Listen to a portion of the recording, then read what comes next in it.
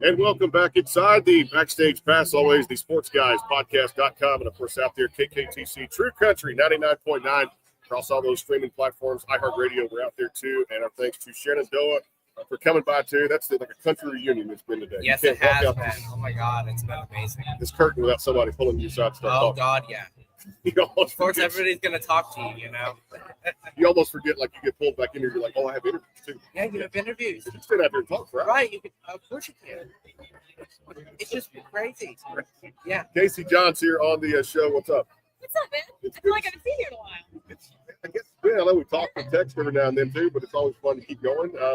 I'm glad you're here. Thanks for being here. Dude, it's so cool. Thank you for having me back. Seriously, it's awesome. That's good stuff. Well, what's going on in your world? I got a chance to listen to all some new music you guys released, and the start of 2025 I know is big for you guys. What are you most excited about? And of course, talk about some new music. Yeah, man, I'm excited about the dates we got coming. Our tour dates are slammed this year. I mean, we just opened up for Diamond Rio out in Texas, which is super fun. You should came up to that. Where was that? It was at the Dosey Dome. That was right an hour and a half from. Literally, yeah. It was such a fun show. So, I got to text her back. So. yes, I know. You got to text her more, keep her in the loop. I swear. And then we're in Wisconsin this weekend, man. We're doing some London dates for the first time. I haven't been to London yet. We'll go back to Norway. We got Key West. We're going to Washington. It's crazy this year. That's great. Hey, I love this. We're listening next door to the rehearsals, and everybody next door. I'm just digging this 90s country feel of it. I love it because not just country royalty just sitting there with us right there with Marty and Mike, but we're looking out and seeing Daryl these last couple of days. But I guess two things. Why is it so important for the industry now for it to make a comeback, and then did you see it make a comeback? I think so.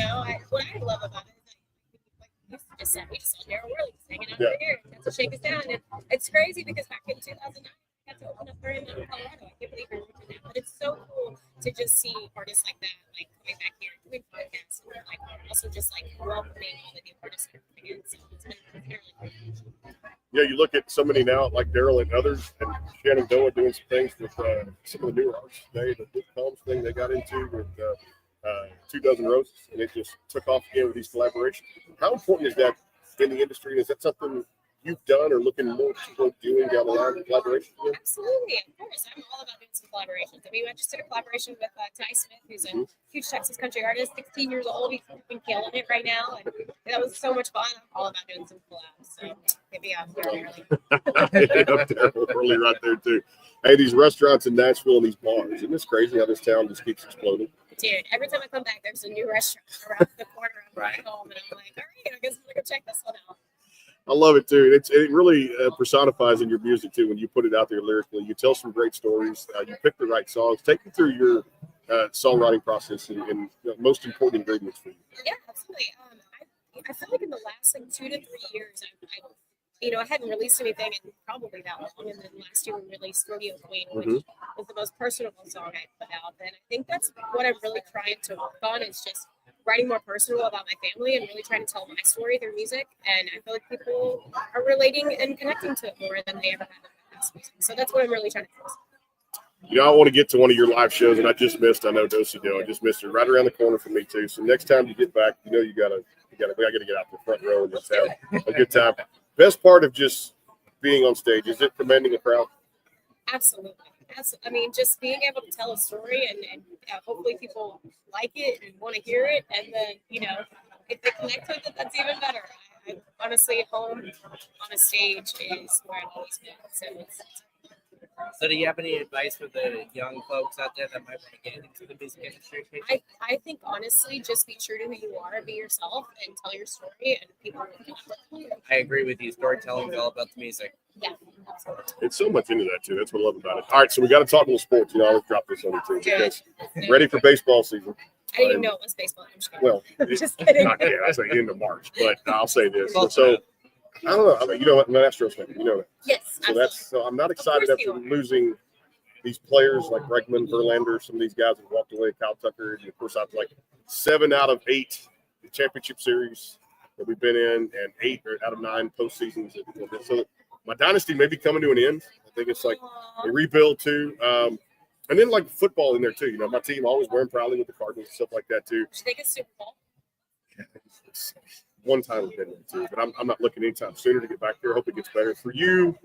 Tell me about the teams and colleges and pro sports you root for, teams you root for. Yeah, absolutely. Well, obviously being from Mississippi, and people are going to hate me for this, but I'm a huge Ole Miss fan. I took classes at Ole Miss, so I feel like I have to be an Ole Miss fan. And then obviously I'm a big Green Bay Packer fan.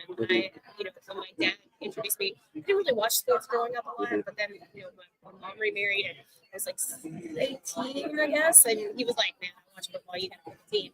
And so then we all started watching games together, and I became a huge Packer fan. I love their fans, and I got to go to a Packer game, which was crazy at the Lambeau Field, and so I've always been a huge Packer fan. So is Jordan Love going to take you to the next level now?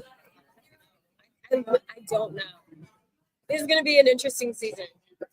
It will be. Hey, young, innovative, great play caller. And what was kind of sad to see a little bit? I say sad. The crew's not home yet, but it seems like it is, or at least the vibe I got. Aaron Rodgers, after so many years of playing there. That was the whole reason I became a Packer fan. I loved Aaron Rodgers. So you got that one ring, so that's a good thing. Right? I know, right? Early on in the career. Now, were you a Brett Favre fan growing up? Absolutely. I got to talk to her after about where she gets some signed memorabilia. Yeah, I know, right? The jerseys to put. I can see a jersey like at her house or something like that. Yeah. Get there. Hey, so good to see you. Good to catch up, and always appreciate you making time for us here. And definitely just awesome music. I know there's more to come. The big tour for 2025, and so much more great music out there. Appreciate you being here. Oh man, thanks for having thanks me. for your So time. good to see you. Casey Johns here on the program. More to come here at the Backstage Pass KKTC True Country 99.9 and their friends, the Sports Guys Podcast.com and out there on iHeartRadio. More to come. It's Brandon Caden. Stay tuned. Day 2 continues.